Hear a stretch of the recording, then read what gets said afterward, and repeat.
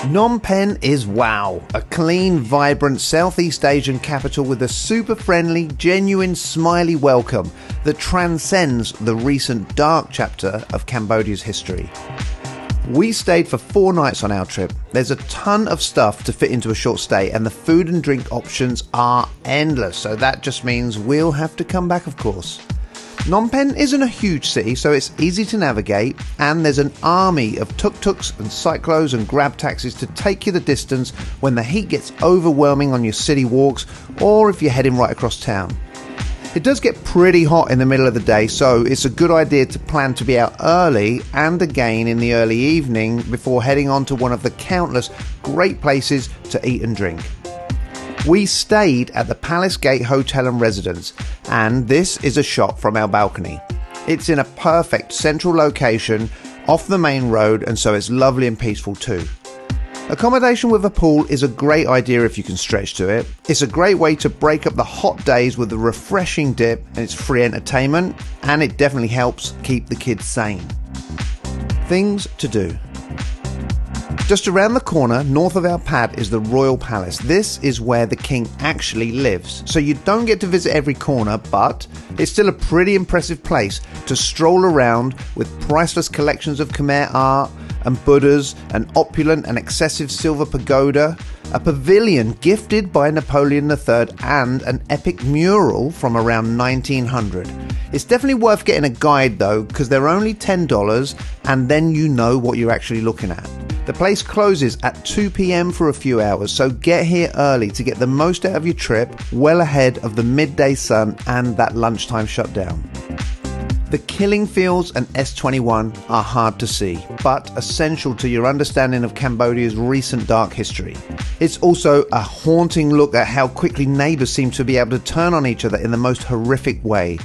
Start with an hour or two in the grounds and the cells of the former high school turned torture prison by the Khmer Rouge, S21. Even when you're confronted by the barbed wire and the recounted stories, it's hard to come to terms with the horrors that played out here. You can pay a little extra for the audio tour, which is well worth it.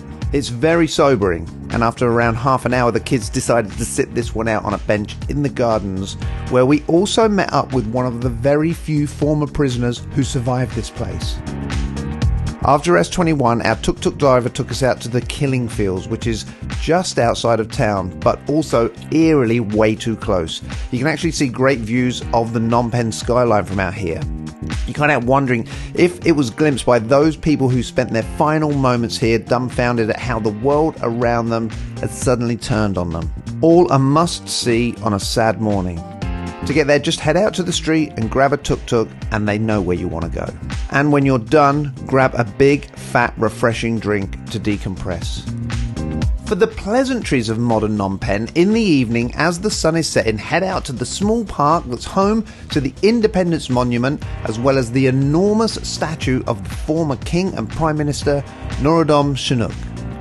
Teeming with walkers and joggers who all travel around in the same direction, it's a great people watching spot and has a real sense of serenity despite the fact that it sits in the middle of some 5-lane highways. Wat Nom is a pretty busy spot, so again avoid the heat and the crowds and arrive early to take a look around at the legendary birthplace of Phnom Penh. Inside the temple it's busy with an air of calm among the patrons here to pray, along with a lot of stick shaking and water throwing at the hectic shrine next door as people seek to understand their fortunes.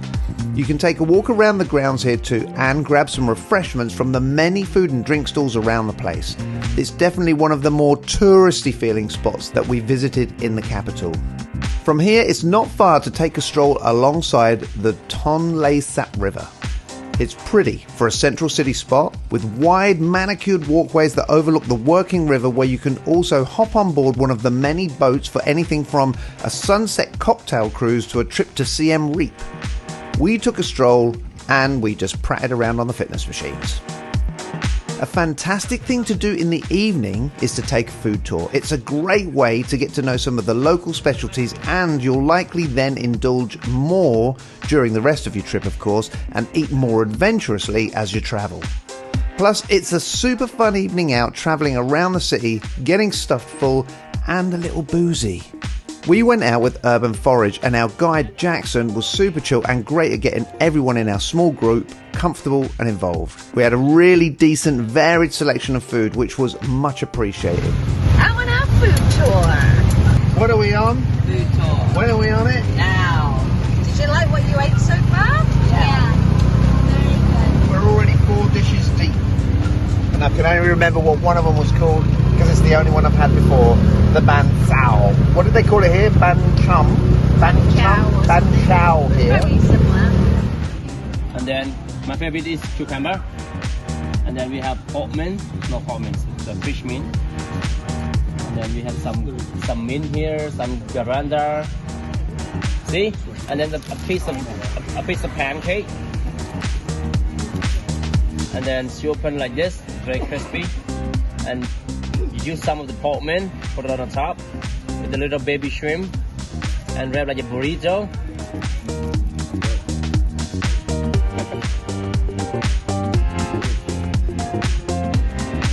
What you got, Javis?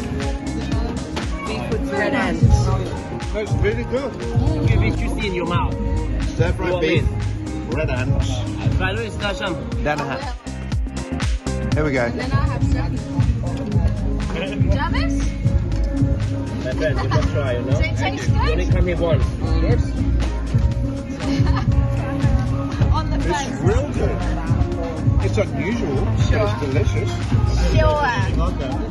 That's really good. What is it? It's a frog. What you having? Oh, frog's legs. Go. First time ever. Go. And then this Go. is a must try this when you are in Cambodia. It's called fish with lemongrass, but it's more curry in it, like a lemongrass.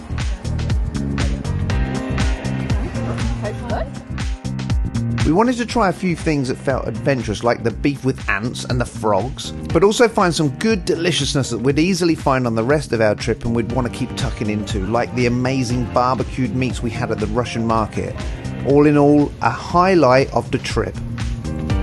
And that segues nicely into some of the other great food and drink spots.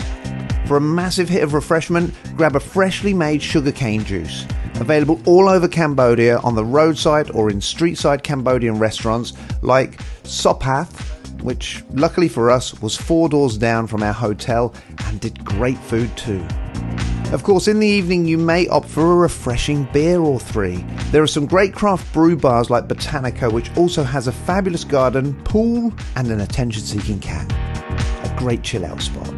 Phnom Penh is the Cambodian banh mi, and the Phnom Penh at number 236 on Street 143 or European Union Street is heaven in a baguette. Well worth the trip across town. After a week or 2 away, we always get a craving for some pizza, and at Pizza 4Ps we had some of the best pizza ever. If you have a craving, you will definitely satisfy it here. And the 4Ps at 313 Quayside also has a fantastic view over the Riverside too. And another comfort food favourite, of course, is a chunky burger. Try Burger Shack. It's a funky spot with juicy burgers hidden in the back lanes off of Street 51. For a one-stop foodie experience that can deliver you to anywhere in Southeast Asia, head to Non Restaurant on Street 274. You will definitely find something that takes your fancy in their 49-page menu. It's a beautiful garden setting with a touch of colonial-era style. First night out in Phnom Penh, or Phnom Penh as they say actually in here. There's Luke, there's Carmen, there's Jarvis, there's me, and there's my dinner. So, gotta go, gotta eat. Bye bye. And when it feels time to have a splash out fancy treat, head to Malice Restaurant. From the photos on the wall, you'll see you're in great company. It seems to be the place for visiting celebs and political leaders to dine too. Oh, and don't overorder. The portions are huge. So as you can no doubt tell from my overuse of the word great, Phnom Penh is great. On a future trip we plan to do more shopping at the Russian market, take a sunset river cruise on the Mekong, visit the Museum of Cambodia, do some more craft breweries, take a bike ride around Factory Phnom Penh, take a tuk-tuk tour of Silk Island, and the list goes on. We will be back. Please do click that like button and consider subscribing. It really does help and would be greatly appreciated. And drop us a note or comment on our social channels with any questions we might be able to help with, or to share your own tips and thoughts on these or other great ideas. We just love chatting travel. Until next time, you crazy cats.